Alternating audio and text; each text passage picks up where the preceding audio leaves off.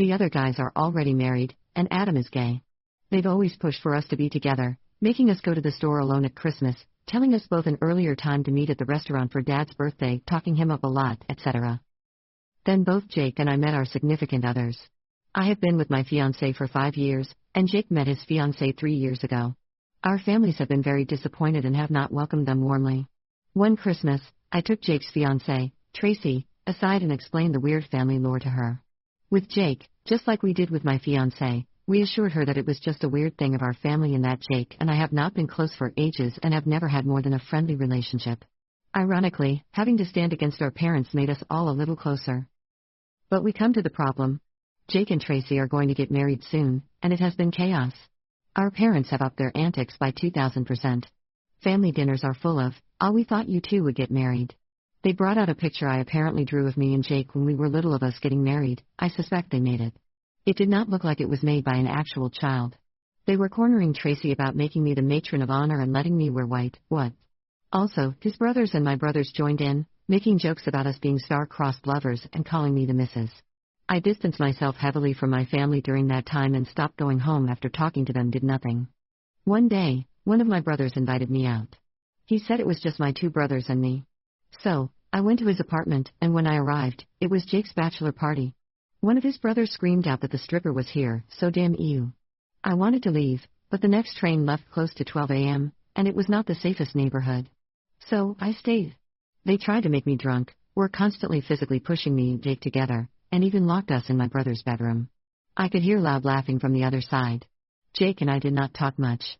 He apologized to me and asked me if I could not come to the wedding if I made Tracy uncomfortable. I completely understood and said at that point I was not planning to go anymore. He offered to drive me home as he was also completely sober. When they opened the door, he said we were going home. In their heads, that meant we were going to be intimate or something because all the caveman sounds started. The next day, my phone was blowing up. Someone uploaded a video of me and Jake leaving and captioned it finally. It was very awkward. I am clearly uncomfortable, and so is Jake as we exit the apartment and enter his car. There were comments, calls, and texts. Tracy called me crying and cursing me out. Jake called me apologizing and telling me he tried to explain. My mother and his mother sent me a bunch of texts saying how proud they are and that it was about time. My fiancé is understanding, but he wants me to make clearer boundaries with my family. I drove past their house, and they were all there. They didn't even let me talk and were just love-bombing me. I started screaming and told them Jake and I have never and will never be together, and I will not be leaving my loving fiancé. That I would not be going to Jake's wedding, and if they kept up with this, I would cut every single one of them off because I am tired and just want to live my life, and not their incest fairy tale. By the end of my meltdown, my mother and his mother were crying, and my father just told me to get out.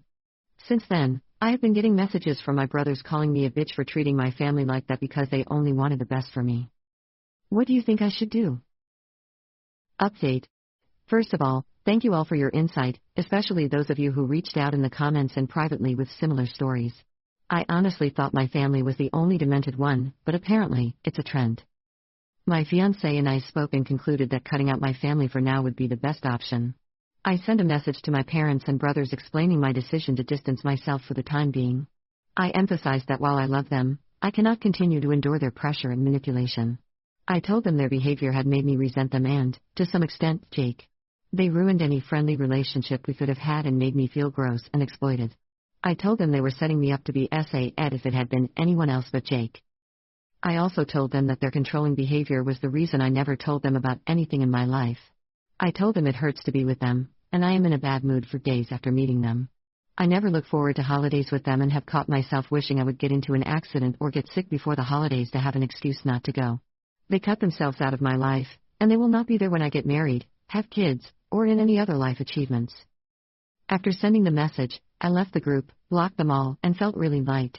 I cried with my fiancé for hours, and I didn't really know if it was tears of sadness, relief, or happiness. I was so conflicted. I just kind of fell asleep. Jake has also cut his part of the family off.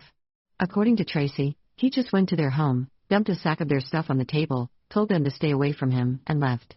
His mother tried reaching out to me, and my father tried reaching out to Jake. Our fiancés had been targeted by them too. My parents sent the police to my house claiming my fiancé had me there against my will. We talked to the police. They couldn't do much but assured me that they would leave a note in their database clarifying that I am not being abused. I also asked how to go about a no-contact order, and they pointed me to resources. They also said they would tell my parents to leave me alone and noted that should they make false reports, they would have to cover the cost of the drive out to me. As of Friday, we have different numbers. Tracy is coming over this afternoon, and I am taking her to my nail salon, and afterward, we are going to a game store because she really wants to play some escape games. Jake and I are still not close, and he is also not close to my fiancé. But he is happy that we have carved out a healthy space and that Tracy is so comfortable with me now in such a short span of time. They are reevaluating their wedding plans. Also, to the people that made fun of me for saying that I couldn't drive by anywhere without a car, I have a bike. Anyway, that was it. It was only a week, and I don't see this going much further. My parents are going to keep contacting me probably, but it's going to be all right. We are all right. Edit. Just one thing. Don't give me legal advice. Remember that we are most likely in a different country, and our laws and procedures probably don't apply to the ones you know. For example, the camera thing to have as evidence is a nice sentiment, but in Germany, it's difficult. We have super strict data protection laws that make things like a Ring camera unviable. Or a restraining order. The process here is not only to go ask and get it. But you can be well assured that I am looking into all viable options and am getting some legal advice from lawyers in my area. Anyway, thanks for all your help.